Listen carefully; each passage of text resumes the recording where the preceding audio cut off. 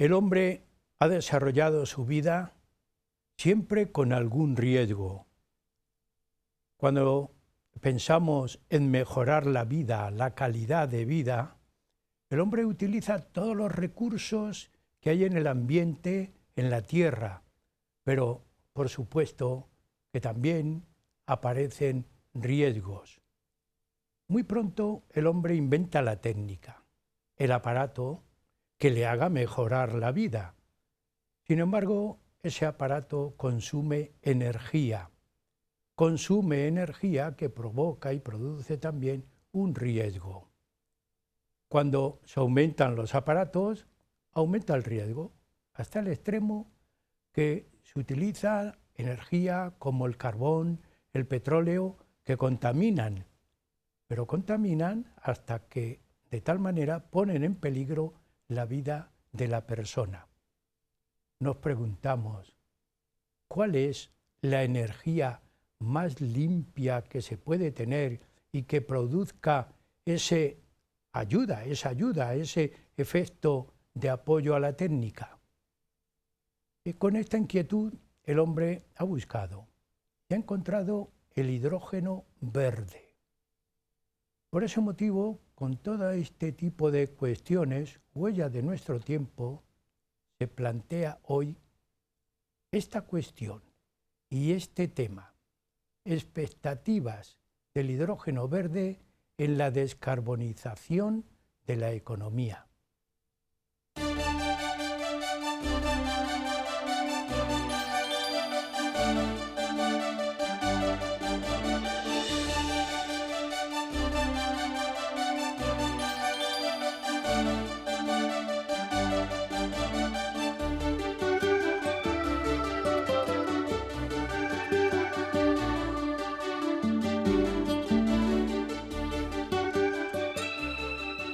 Vamos a tratar el hidrógeno verde en el programa Huellas de nuestro tiempo. Las aplicaciones, el uso, cómo encontrarlo. Cuestiones interesantes e importantes que lo va a explicar un especialista, como siempre, en el programa. Se trata del doctor don Juan Carlos Ballesteros Aparicio. Siempre a nuestros invitados le damos la bienvenida y le agradecemos que haya aceptado venir al programa y explicarnos todo este tipo de cuestiones tan interesantes de contaminación, de hidrógeno verde. Para muchos, lo mismo que para mí, pues nos suena un poco, pero vale la pena informarnos. Así que, Juan Carlos, bienvenido al programa. Muchas gracias, Andrés, en primer lugar, por invitarme al programa Huellas de nuestro tiempo. Un programa ya que tiene 20 años y que le estás dedicando una gran pasión y dedicación. Y venir al programa de Huellas de nuestro tiempo, lógicamente, es una satisfacción, pero también lleva una cierta responsabilidad. Y también nos brinda una oportunidad para que nuestra querida cofradía divulgue la cultura y el conocimiento a la sociedad. Muchas gracias. Pues con esa idea, amigos, el doctor Juan Carlos Ballesteros es doctor en Ingeniería de Minas y Energía por la Universidad Politécnica de Madrid. Ha sido profesor en la Universidad Politécnica y también en la Universidad de Castilla-La Mancha. Ha divulgado, investigado en energía durante muchos años. Es socio fundador de la Asociación de Hidrógeno, la Asociación Española de Hidrógeno. Pertenece a la Cofradía Internacional de Investigadores, ha sido prioste un periodo de tiempo en la cofradía. ¿Qué decir del hidrógeno verde? Para mí se me queda un poco ahí en el aire, pero amigos, el doctor Juan Carlos nos va a explicar, empezando por este concepto, Juan Carlos. Yo sé que el siglo pasado hubo una reunión en París de alto nivel, universal, y llegaron a acuerdos porque hay un gran problema, que es la carbonización, diríamos, el destrozar el ambiente, vulgarmente expresado, está produciendo la técnica una serie de cuestiones que yo no voy a tratar. Pero, ¿qué está ocurriendo? Bueno, en primer lugar, a día de hoy prácticamente nadie tiene duda de que el cambio climático es de calentamiento global excepcionalmente acelerado, como se está poniendo de manifiesto en el deshielo de los casquetes polares, la subida del nivel del mar, la acidificación de los océanos, el incremento promedio de la temperatura en la Tierra y las grandes inestabilidades que se están produciendo desde el punto de vista meteorológico. Y todo ello producido por las emisiones de CO2 antropogénicas que emite el hombre en toda su actividad humana.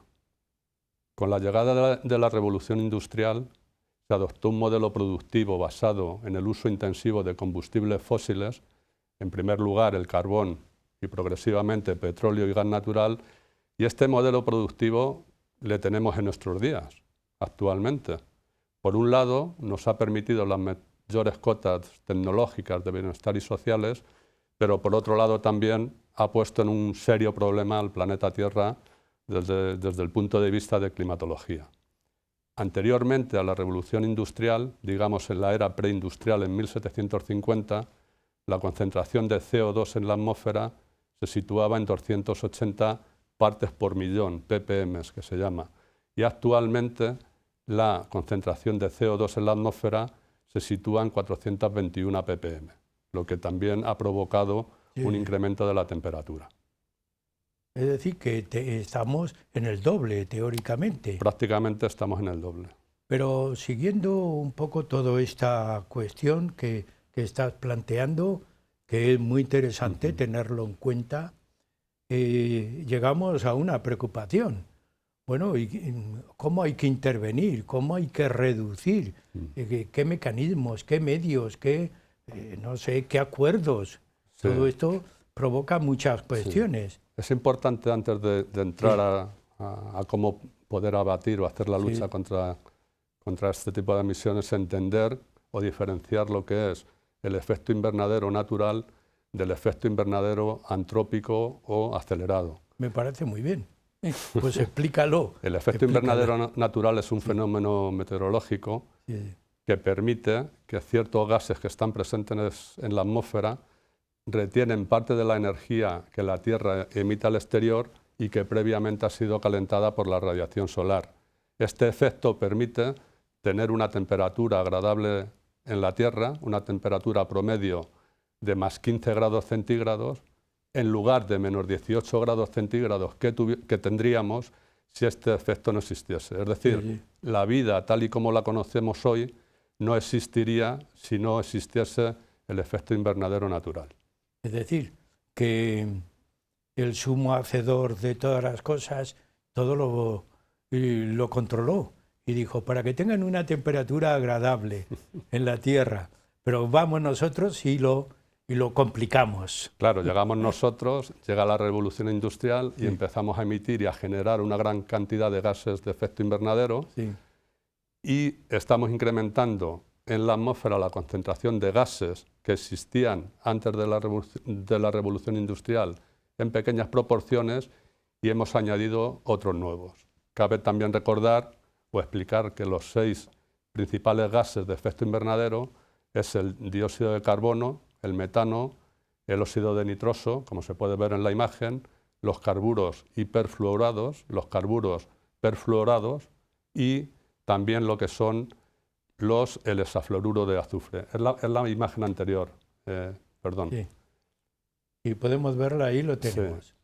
A la derecha, ¿verdad? A la derecha están los gases de efecto invernadero que he enumerado anteriormente y decir que el 92% de las emisiones de gases de efecto invernadero son debidas al CO2 frente al 0,7% que supone las emisiones de hexafluoruro de azufre. Pero también es importante decir que una molécula de hexafluoruro de azufre tiene un potencial de calentamiento de 23.900 veces superior a lo que tiene una molécula de CO2. Recordar también que principalmente los gases de efecto invernadero se generan en la combustión de los combustibles fósiles, carbón, petróleo y gas natural. Todo este incremento de gases de efecto invernadero en la atmósfera hace que aparezca el efecto antrópico o acelerado, que está produciendo un calentamiento anormal de la Tierra porque está de alguna forma diluyendo el efecto, o alterando, mejor dicho, el efecto invernadero natural. Y se está rompiendo el balance energético entre la Tierra y el espacio exterior. Es decir, que el hombre está interviniendo negativamente. Absolutamente. Podríamos decir que la lucha contra el cambio climático es uno de los mayores desafíos que tiene en estos momentos la humanidad, de consecuencias parcialmente conocidas, pero potencialmente catastróficas. Claro, es para preocupar, pero yo te intervine antes diciendo, ¿cómo se puede reducir esto?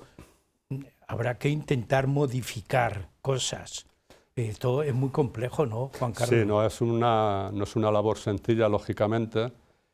Y bueno, decir que los sectores que emiten de mayor a menor proporción gases de efecto invernadero son por este orden: el sector energético, el transporte, la industria, el sector residencial, la agricultura y la pesca.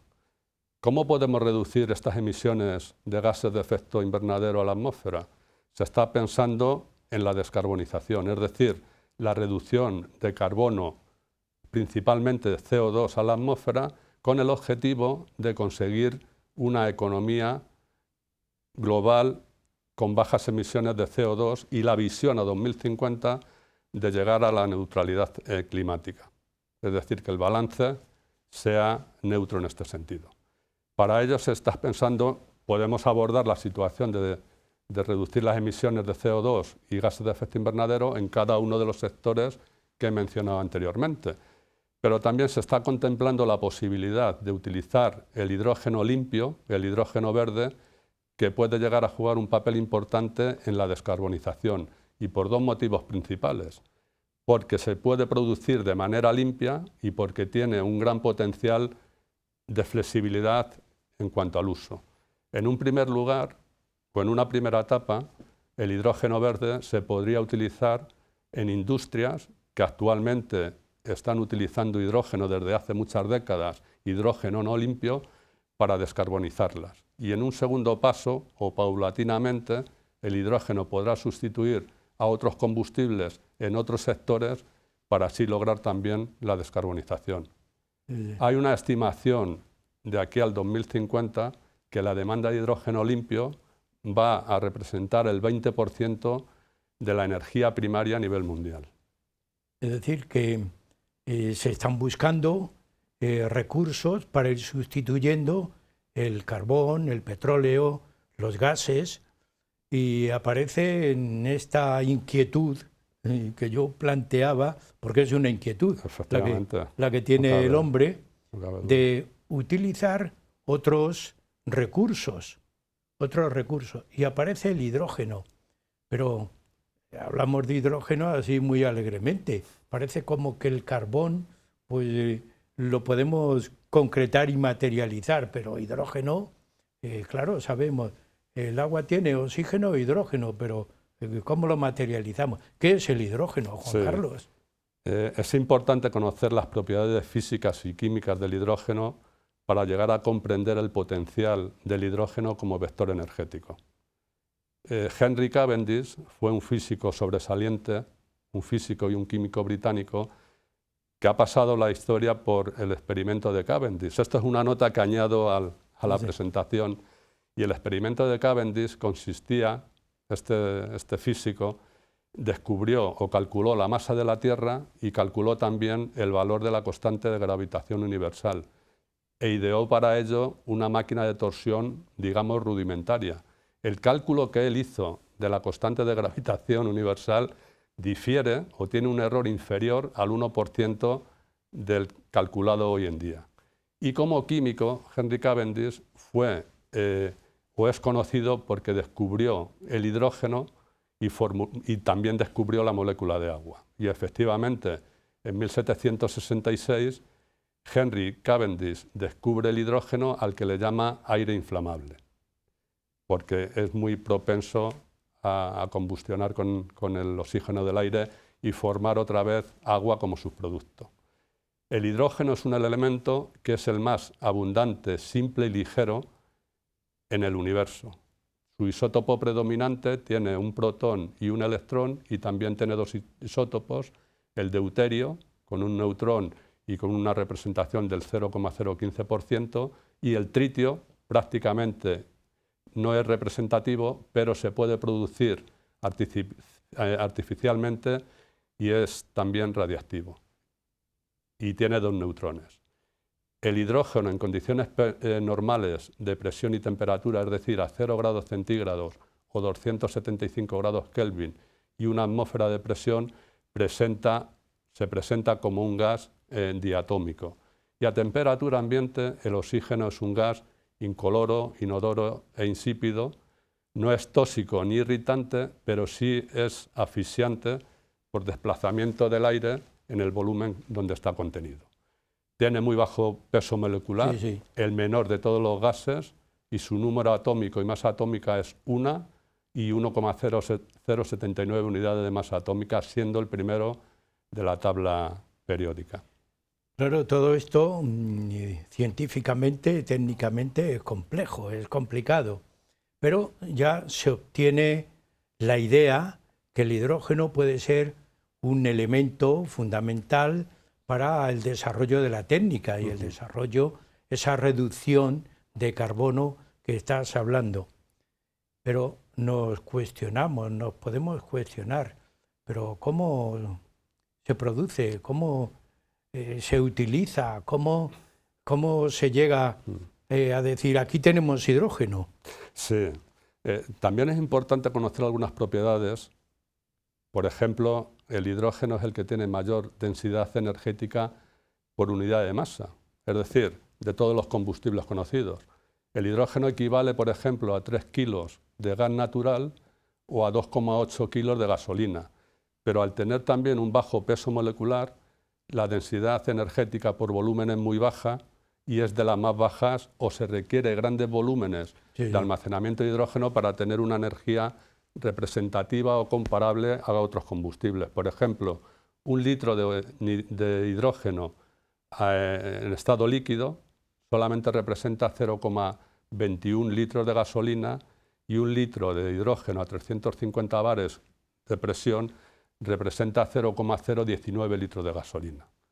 Y eso es importante y va a tener sus consecuencias en todo lo que son las tecnologías de almacenamiento del hidrógeno. Por otra parte, también el hidrógeno tiene un amplio rango de inflamabilidad, entre el 4 y el 75% en el aire, y requiere muy baja energía de ignición, por lo que es muy propenso o es muy explosivo, y eso también se necesitan medidas especiales de seguridad para un manejo correcto. Luego sería un riesgo también, por la parte que estás explicando. Sin embargo, a mí me ha llamado la atención la diferencia con la gasolina.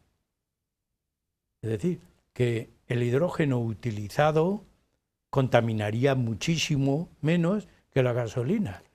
Bueno, efectivamente, nosotros el hidrógeno, si hacemos la combustión con aire, lo que producimos es agua, vapor de agua, porque no tiene carbono en su estructura. Pero también el hidrógeno, desde el punto de vista, no es corrosivo con los materiales, pero una exposición prolongada con materiales que le contengan puede dar el fenómeno de fragilización, es decir, fallos fatales en componentes tanto metálicos como no metálicos que pueden hacer que el hidrógeno escape a la atmósfera.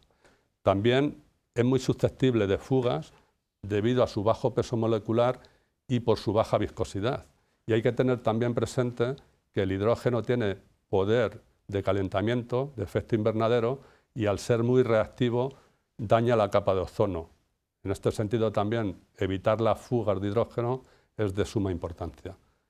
Bueno, todo tiene su riesgo. Yo inicié el programa porque para mí, al no entender mucho la naturaleza, que es muy complicada, es muy compleja, más que complicada, compleja, pues claro, no se capta. Pero claro, producir hidrógeno no es lo mismo decir, aquí tenemos una mina de carbón, vamos a picar y sacamos carbón. O aquí tenemos petróleo, vamos a enchufar al subsuelo y tenemos petróleo. Y luego lo recomponemos y lo utilizamos.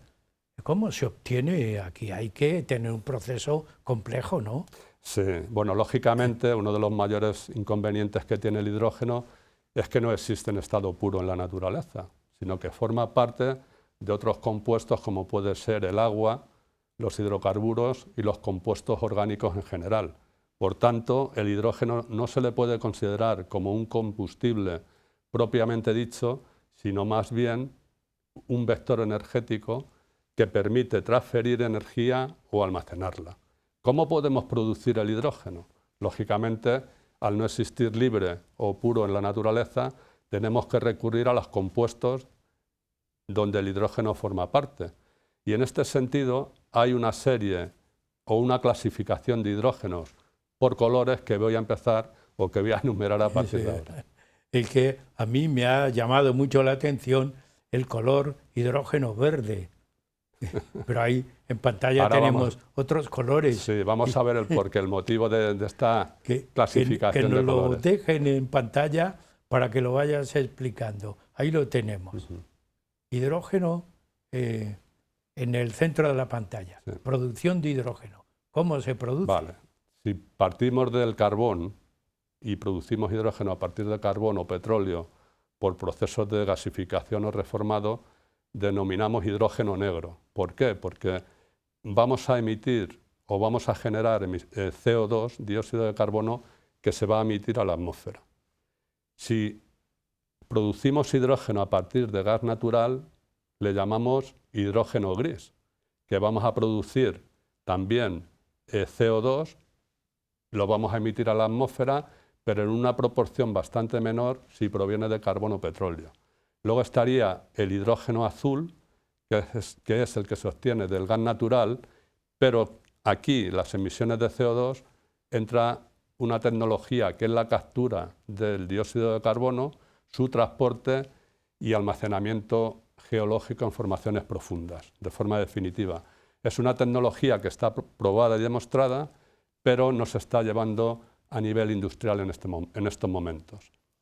El hidrógeno rosa es el que proviene de la energía nuclear.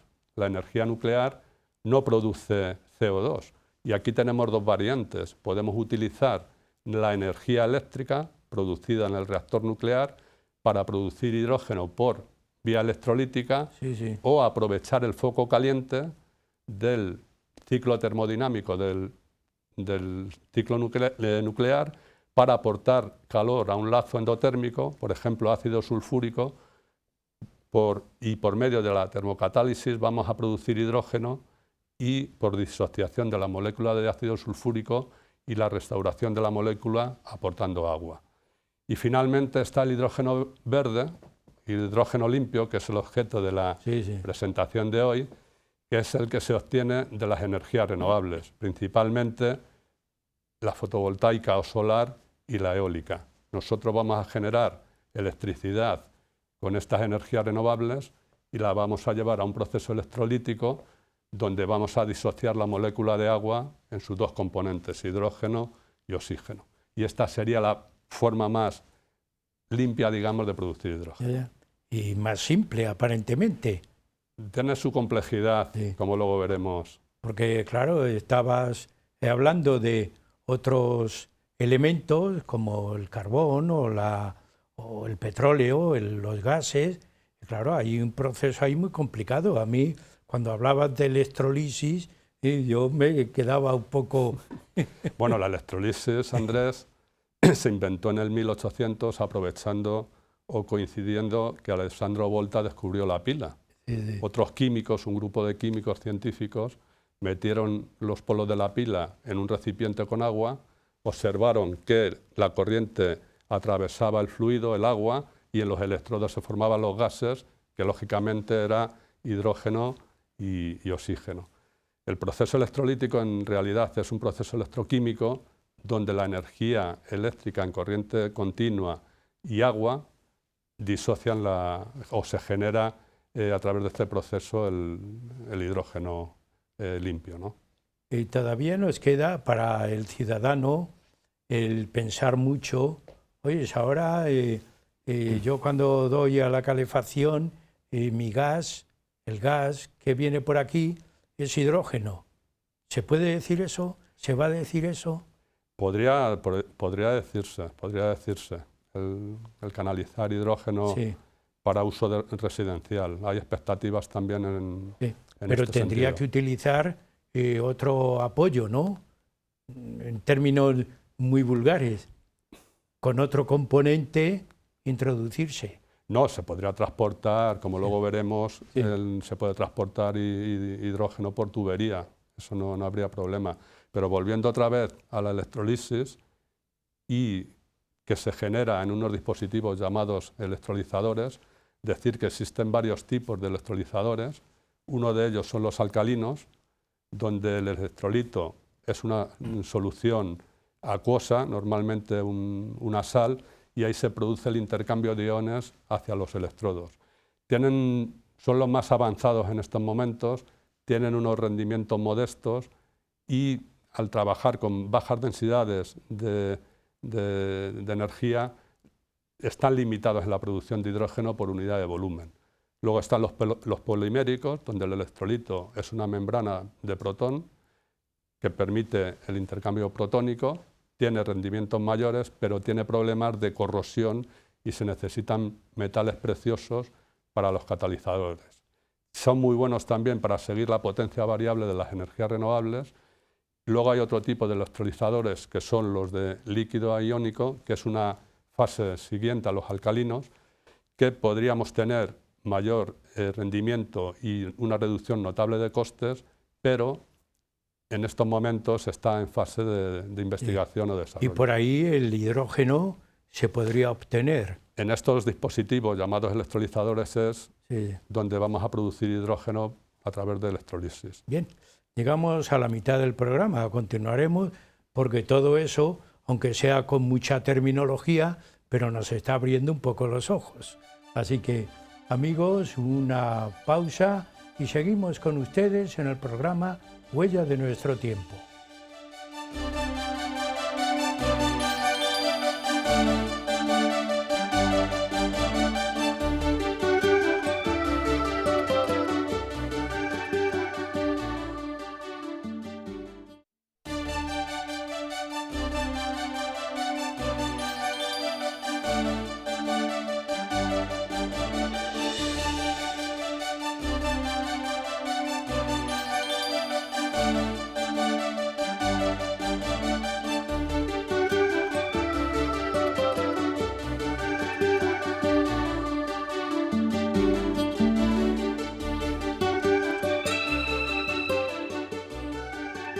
Las expectativas del hidrógeno verde en la descarbonización de la economía es el tema que Huellas de nuestro tiempo les está ofreciendo.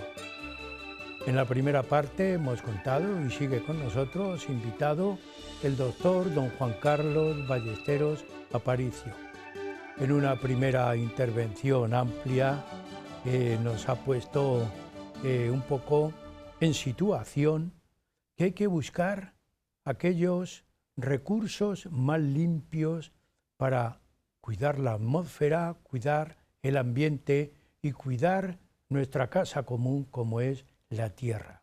Continúa con nosotros y le preguntamos, ¿se nos ha quedado algo que no se haya aclarado de la producción de hidrógeno verde en la primera parte? Sí, bueno, quedó por nombrar otro tipo de electrolizadores que son los de óxido sólido, donde el electrolito es un sólido a base de cerámicas, se pueden conseguir mayores rendimientos y por tanto mayor producción de hidrógeno a menor coste. Trabajan a alta temperatura, entre 700 y 800 grados, y tienen una característica muy importante que son reversibles. Es decir, yo puedo estar produciendo hidrógeno y con ese hidrógeno producido puedo hacer reversible el electrolizador y generar energía eléctrica. Y como conclusiones, los electrolizadores necesitan para su funcionamiento energía eléctrica en corriente continua y agua tratada o purificada. Cuando digo purificada, destilada y desionizada. Bueno, nos estamos poniendo en situación.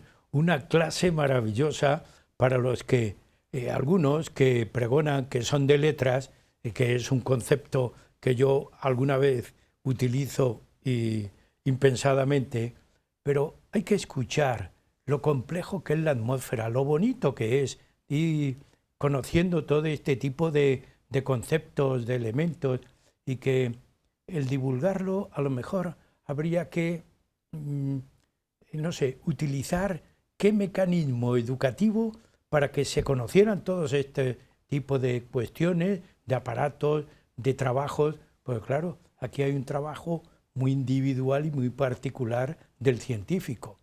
Divulgar eso es complicado. Lo mismo que es complicado, una vez que se ha obtenido hidrógeno verde, cómo se almacena y cómo se transporta. Juan Carlos. Efectivamente, una vez que hemos producido el hidrógeno, tenemos que almacenarlo y transportarlo.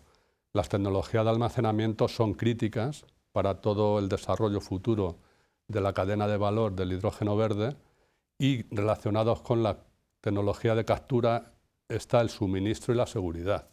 Podemos almacenar hidrógeno en diferentes formas, en estado gaseoso en recipientes a presión, en estado líquido en recipientes criogénicos y también en estado sólido.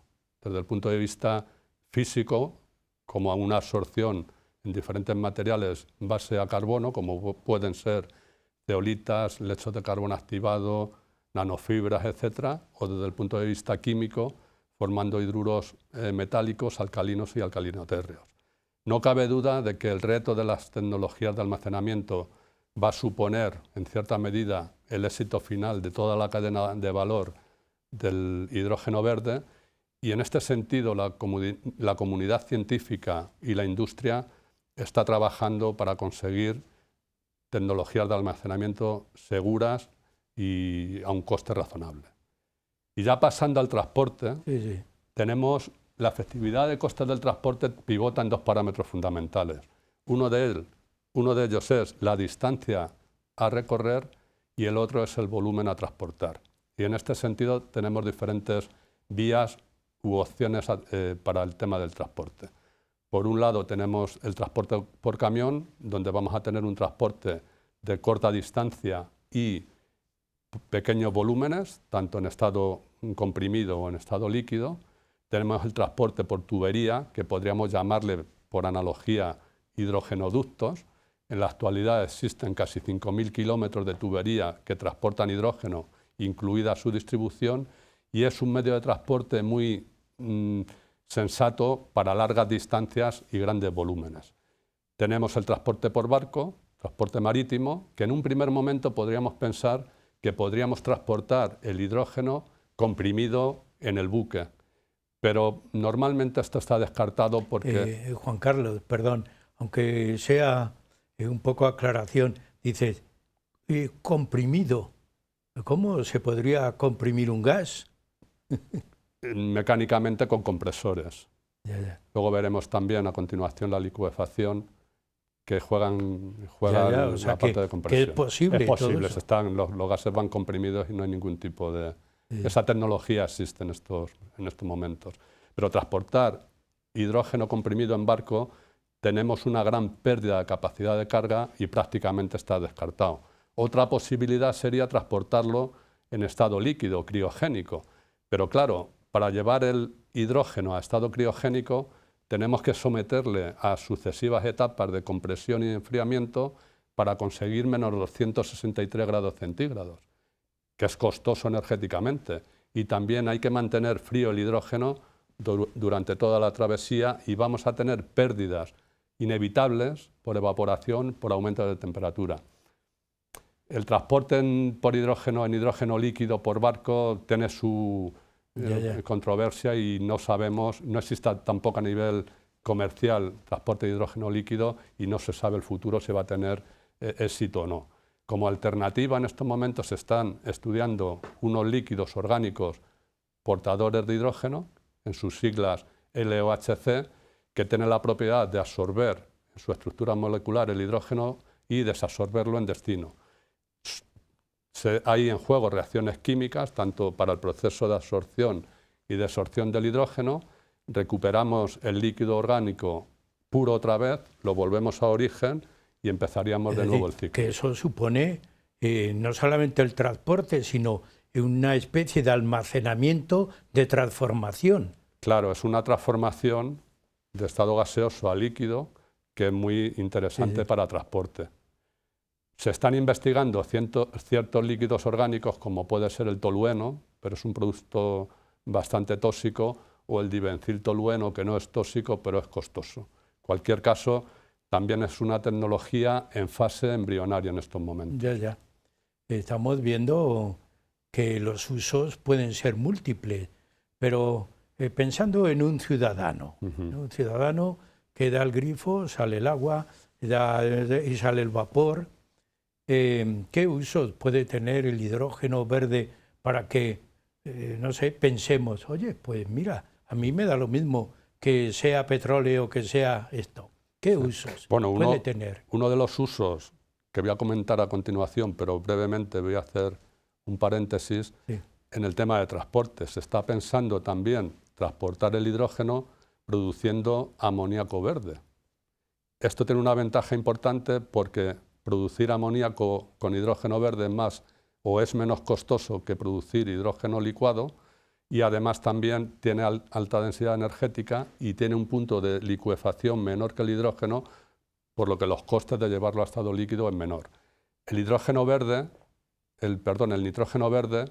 amoníaco verde, es la base para producir fertilizantes, y hay consenso internacional que los fertilizantes se van a seguir utilizando en la agricultura. Sería una industria que se puede descarbonizar fácilmente con el hidrógeno verde y a la vez está garantizado su producción. Ya tenemos ahí un camino de descarbonización. Efectivamente. Otra alternativa también que se está pensando para el transporte y un uso final posterior es producir el metanol verde. El metanol verde, que es un alcohol donde por reacción de hidrógeno y CO2 vamos a formar un combustible bajo en carbono líquido. Lógicamente se estará pensando, bueno, pero luego yo si hago la combustión del metanol verde, al llevar carbono en su composición, voy a liberar CO2 a la atmósfera, y lo que queremos es evitar ese CO2. Pero si este CO2 le obtenemos por pirólisis de la biomasa, el balance sería neutro, porque yo libero un CO2 que previamente la biomasa ha capturado de la atmósfera.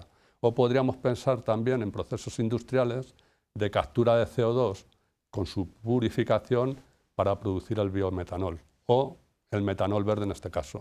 El metanol verde como uso se está perfilando muy interesante porque hay sectores industriales que tienen un desafío mayúsculo para poder descarbonizar, como es el transporte marítimo.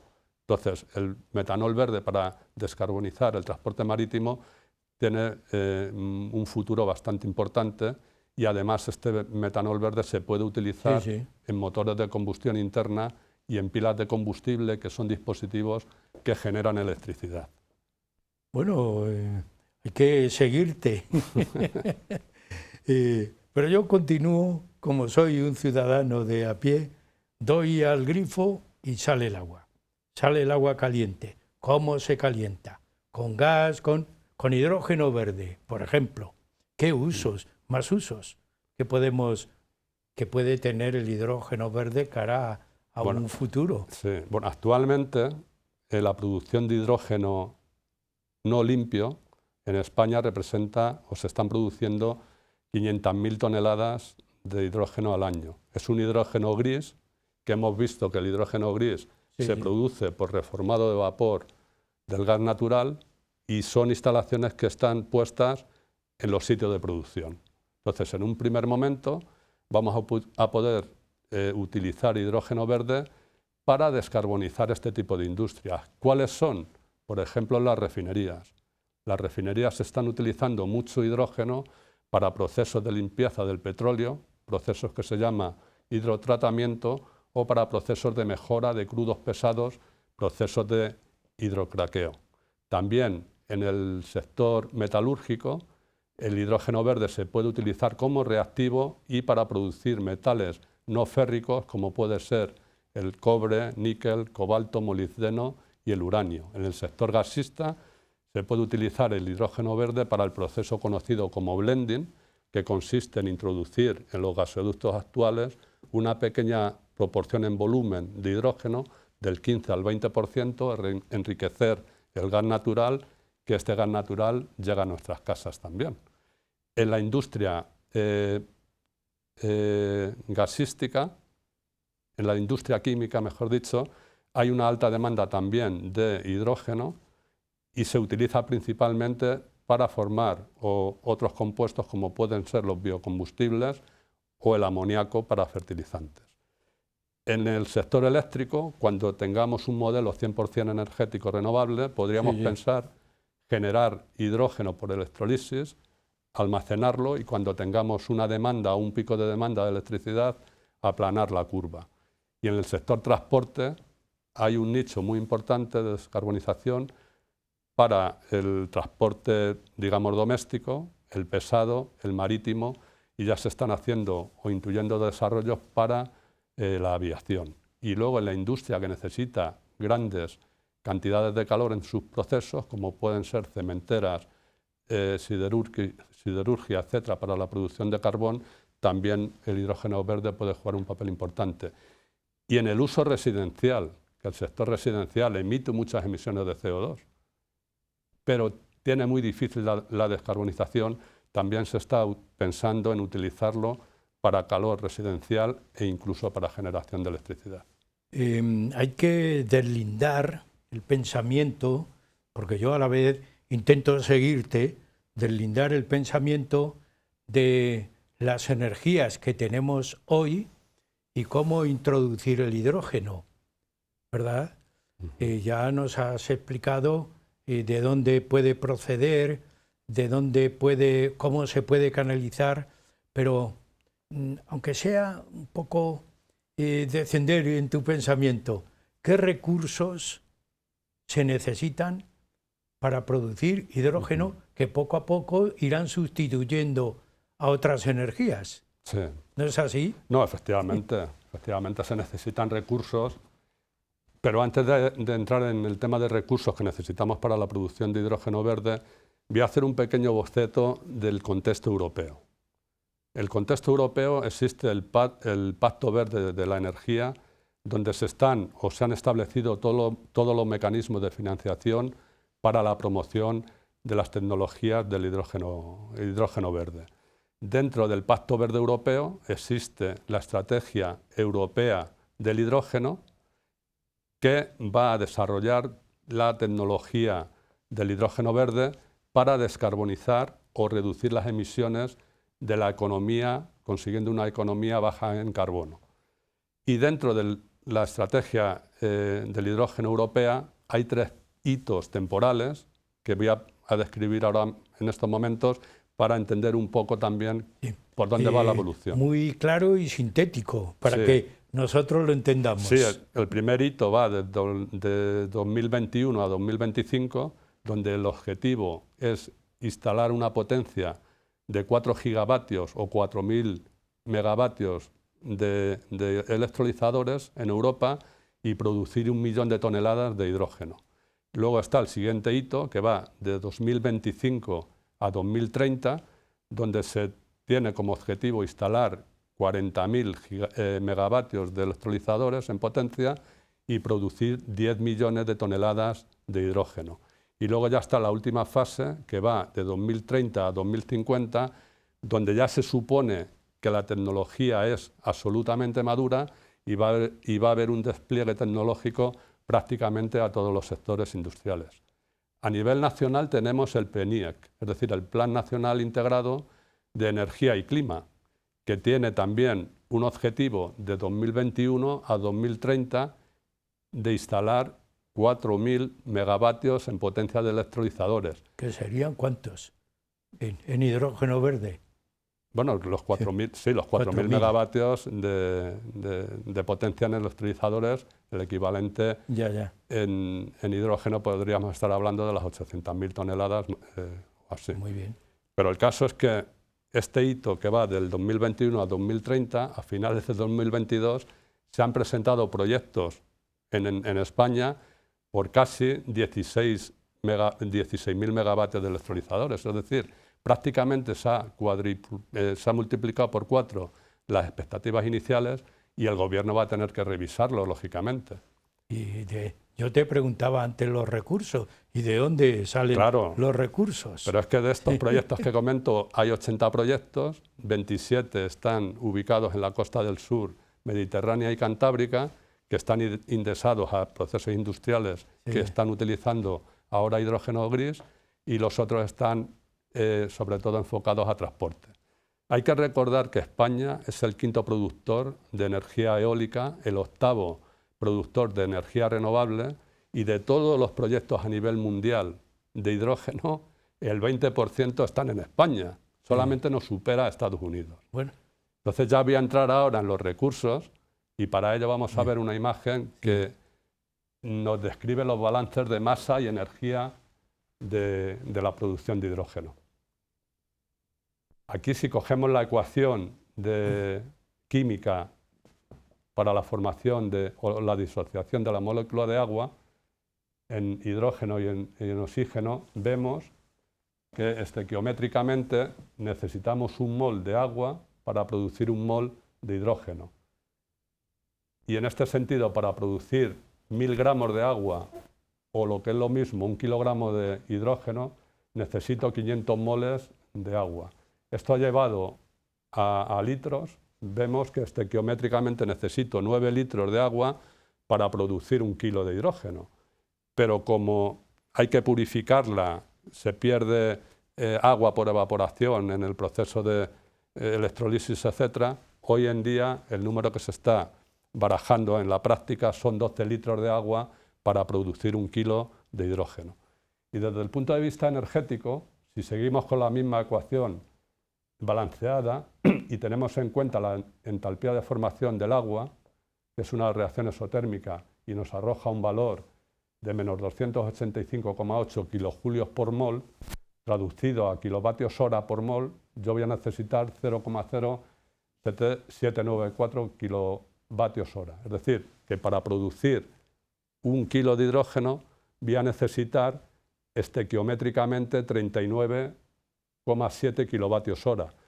Como los rendimientos solamente me focalizo del electrolizador, no es el 100%, la realidad es que voy a necesitar 50 kilovatios hora para producir 1 kilo de hidrógeno que contiene 39,7 kilovatios hora. ¿Y eso es muy rentable? Bueno, tiene una penalización energética y es lo que tenemos que tener en cuenta en toda la cadena de valor. El problema del cambio climático es el que está y también hay que ver otras alternativas para solventar el problema de cambio climático. Y ya pasando a los recursos, voy a visualizar un proyecto que aparece en la siguiente transparencia y es un proyecto que a día de hoy no se está realizando, pero tiene en cuenta o simula la producción de 100.000 toneladas de hidrógeno al año. Es decir, es una cantidad que con la velocidad que está tomando la tecnología y el desarrollo de la tecnología del hidrógeno puede ser realidad en breve. Los recursos que voy a mencionar son recursos solares, fotovoltaicos y los recursos de agua. Hay muchos más recursos necesarios para toda la cadena tecnológica del hidrógeno, como puede ser materiales, suelos, etcétera, pero nos focalizamos solamente en campo solar y en agua. He elegido una latitud de 39 grados 85 minutos que coincide con Toledo, porque estamos en Toledo. Y entonces voy a suponer estructuras solares fotovoltaicas fijas. Con esa latitud, la inclinación de paneles que sale son 55 grados y en Toledo tenemos una irradiación anual buena de 1.698,27 kilovatios hora por metro cuadrado y la energía que yo voy a necesitar para producir hasta 100.000 toneladas de hidrógeno son 5.000 millones de kilovatios hora o 5 millones de megavatios hora. Esta energía, la energía diaria a producir son 17.900 megavatios hora y haciendo los cálculos oportunos me sale una potencia del generador fotovoltaico de 6.700 megavatios. Si esto lo traduzco a número de módulos fotovoltaicos, un módulo estándar de unos 400 vatios pico de potencia, nos arroja una cantidad superior a los 17 millones de unidades de módulos. Y teniendo en cuenta que un módulo no llega a los 2 metros cuadrados de superficie, si traduzco ese número de módulos a la superficie que me va a ocupar solamente en módulos solares, tenemos un valor superior a los 32 millones de metros cuadrados. ¿Qué superficie necesito de campo solar?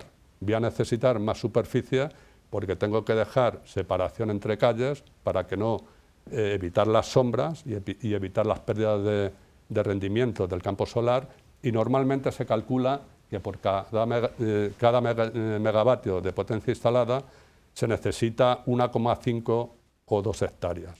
Con esa potencia que me ha salido a mí de campo fotovoltaico de 6.700 megavatios, voy a necesitar una superficie de terreno equivalente de los 9.000 a las 12.000 hectáreas. Que media España se llenaría de paneles. Para tener un poco idea de esta superficie, decir que un campo de fútbol de primera división ocupa 1 hectárea. Entonces, si hablamos de 10.000 hectáreas, 12.000, serían 10 o 12.000 campos de fútbol. Y desde el punto de vista del otro recurso que también es importante, es el agua. Para producir 100.000 toneladas de hidrógeno al año, yo voy a necesitar, hemos visto en el balance de masas, que tenía estequiométricamente 9 litros un kilo, pero en la práctica son 12 litros un kilo. Entonces, para esa producción de 100.000 toneladas al año, podemos ver en la siguiente transparencia que voy a necesitar 1.200 millones de litros de agua. Y si esto lo traduzco a hectómetros cúbicos, ese volumen equivale a 1,2 hectómetros cúbicos. Y podemos decir, ¿es mucho o es poco? Si hacemos una traducción cogiendo el código técnico de edificación que nos dice que por habitante y día hay un consumo de 140 litros, ese volumen de 1,2 hectómetros cúbicos equivaldría a suministrar a una población superior a 20.000 habitantes al año de agua potable. Bueno, esto hay que digerirlo bien. Estamos al final del programa, pero hay preocupaciones por todos los países por cambiar los recursos para que la descarbonización sea real y efectiva. Eso se traduce en investigación más desarrollo, el I+D. ¿Cómo podemos, ya como término, aclarar un poco esto? Sí, bueno, efectivamente, todo el desarrollo de la cadena tecnológica de producción del hidrógeno verde todavía requiere estudios o trabajos de investigación y desarrollo e innovación para poder tener éxito garantizado. Y en este sentido hay diferentes puntos que tienen todavía que evolucionar. En primer lugar, tendríamos que seguir profundizando en el fenómeno de la electrolisis. Es un fenómeno que actualmente es el más sostenible y el mejor desde el punto de vista medioambiental para producir hidrógeno, pero se necesita tener mayor conocimiento todavía. Un tema muy importante son mejorar los rendimientos globales, porque mejorar los rendimientos va a implicar una reducción de costes importante, y tenemos que empezar también a aumentar los rendimientos de todos los dispositivos intermedios de toda la cadena, porque todos estos dispositivos están conectados en serie y el rendimiento se penaliza aún más cuando alguno de ellos es pequeño.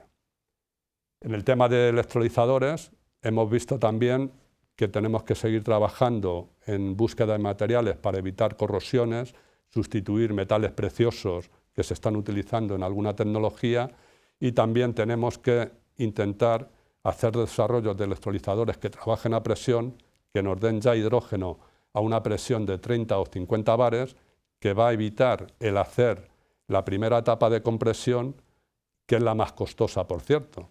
Y también sería interesante el poder utilizar agua corriente directamente en los electrolizadores y evitarnos toda la etapa de purificación.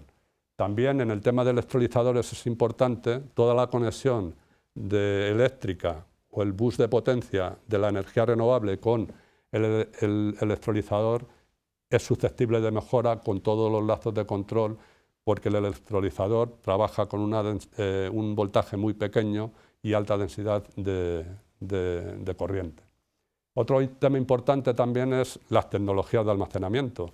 Tenemos que ser capaces de encontrar materiales que eviten la fragilización y sobre todo en transportes por tuberías, donde vamos a tener en valvulería y estaciones intermedias componentes tanto metálicos como no metálicos.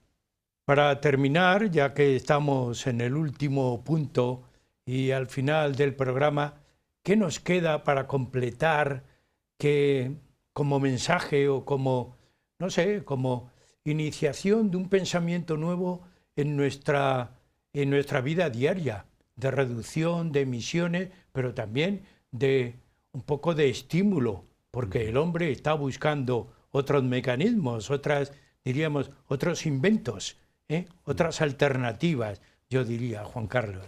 Sí, bueno, dentro de lo que es toda la tecnología del hidrógeno verde, se presenta una oportunidad a nivel científico, trabajo de investigación y desarrollo impresionante, que va a tener una repercusión económica, política y social que, si tiene éxito, va a ser de un calibre muy considerable. Se anima también porque van a surgir muchas oportunidades desde el punto de vista profesional para trabajos muy cualificados y otros menos, pero en cualquier caso el seguir con mucha ilusión y adelante. Incluso pensaríamos un vuelco, vulgarmente expresado, de esta tecnología, de la situación de los países en el mundo. Sí, claro, ¿también? Lógicamente, esto sería un cambio de paradigma completamente, porque todo nuestro modelo productivo está basado principalmente en combustibles fósiles, como hemos hablado al principio del programa, y sería darlo la vuelta. Bien, pues Juan Carlos, muchas gracias por esta exposición. Hay algunos términos más difíciles, pero bueno, también nuestro oído se tiene que habituar a otras palabras. Así que muchas gracias por haber estado con nosotros y hasta el próximo programa. Muchas gracias. Y también a ustedes, amigos, yo siempre les animo, Huellas de Nuestro Tiempo, cada semana está con ustedes un nuevo tema, un nuevo programa, pero un nuevo deseo de informarles, de formarles en definitiva. Así que hasta el próximo programa.